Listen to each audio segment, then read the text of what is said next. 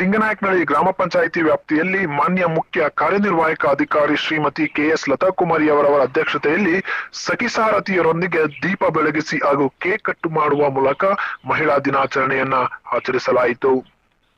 ಈ ಸಂದರ್ಭದಲ್ಲಿ ಜಿಲ್ಲಾ ಪಂಚಾಯಿತಿ ಮಾನ್ಯ ಮುಖ್ಯ ಯೋಜನಾಧಿಕಾರಿ ಶ್ರೀ ಮೋಹನ್ ಕುಮಾರ್ ಅವರು, ಸಹಾಯಕ ಯೋಜನಾಧಿಕಾರಿ ಶ್ರೀ ಡಾಕ್ಟರ್ ಪ್ರಮೋದ್ ಕುಮಾರ್ ಅವರು, ಯಲಹಂಕ ತಾಲೂಕು ಪಂಚಾಯಿತಿ ಮಾನ್ಯ ಕಾರ್ಯನಿರ್ವಾಹಕ ಅಧಿಕಾರಿ ಶ್ರೀ ಮಧು ಎಲ್ರವರು, ಭಾರಿ ವಾಹನ ತರಬೇತಿ ಸಂಸ್ಥೆ ಪ್ರಾಂಶುಪಾಲರು ಶ್ರೀ ರಾಜಗೋಪಾಲ್ ರವರು, ಗ್ರಾಮ ಪಂಚಾಯಿತಿ ಅಧ್ಯಕ್ಷರು ಶ್ರೀಮತಿ ಅಮರಾವತಿ ಅವರು, ಜನಪ್ರತಿನಿಧಿಗಳು, ಸದಸ್ಯರುಗಳು, ಪಂಚಾಯಿತಿ ಅಭಿವೃದ್ಧಿ ಅಧಿಕಾರಿ ಶ್ರೀ ದಾಮೋದರ್ ಅವರು, ಕಾರ್ಯದರ್ಶಿ ಕುಮಾರಸ್ವಾಮಿ ರವರು ಹಾಗೂ ಗ್ರಾಮ ಪಂಚಾಯಿತಿ ಸಿಬ್ಬಂದಿ ವರ್ಗದವರು, ಸ್ವಸಹಾಯ ಸಂಘದ ಮಹಿಳೆಯರು, ಸಖಿ ಸಾರಥಿಯರು, ಎಂಬಿಕೆ ರವರು ಹಾಗೂ ಸಾರ್ವಜನಿಕರು ಉಪಸ್ಥಿತರಿದ್ದರು.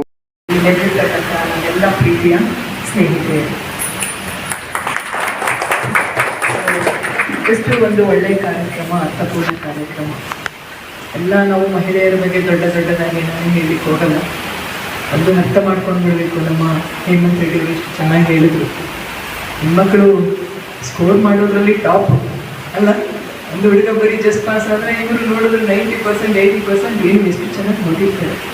ಆದರೆ ಕೆಲಸ ಮಾಡೋ ವಿಷಯಕ್ಕೆ ಬಂದಾಗ ಅಲ್ವಾ ಮನೆಗೆ ಬಿಡ್ತಾರೆ.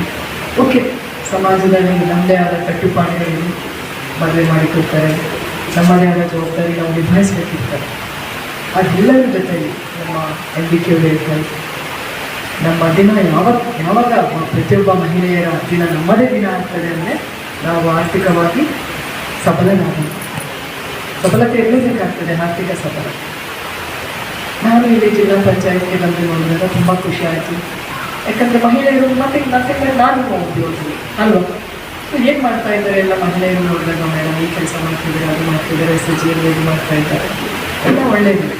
ಆದರೆ ಬರೀ ಒಂದು ಉಪ್ಪಿನಕಾಯಿ ಮಾಡಿದೆ, ಅವರೆಷ್ಟು ಚೆನ್ನಾಗಿರೋದು, ಬ್ಯೂಟಿ ಪಾರ್ಲರ್ ಮಾಡ್ತಾರೆ, ಟೈಲರ್ ಮಾಡ್ತಾರೆ, ಬರೀ ಒಂದು ಸಣ್ಣ ಪುಟ್ಟ ಕೆಲಸ ಮಾಡಿ ಅದನ್ನು ತೃಪ್ತಿ ಪಡ್ಕೊತಾರೆ, ಖುಷಿಯಾಗೂ ಇದ್ದಾರೆ. ಅದು ಖುಷಿ ಇಲ್ಲ ಅಂತ ಹೇಳ್ತಾ ಇಲ್ಲ, ಯಾಕಂದರೆ ಫ್ಯಾಮಿಲಿಯಲ್ಲೂ ಸಪೋರ್ಟ್ ಇದೆ, ಮನೆಯಲ್ಲೂ ಹಸ್ಬೆಂಡ್ ಸಪೋರ್ಟ್ ಮಾಡ್ತಾರೆ.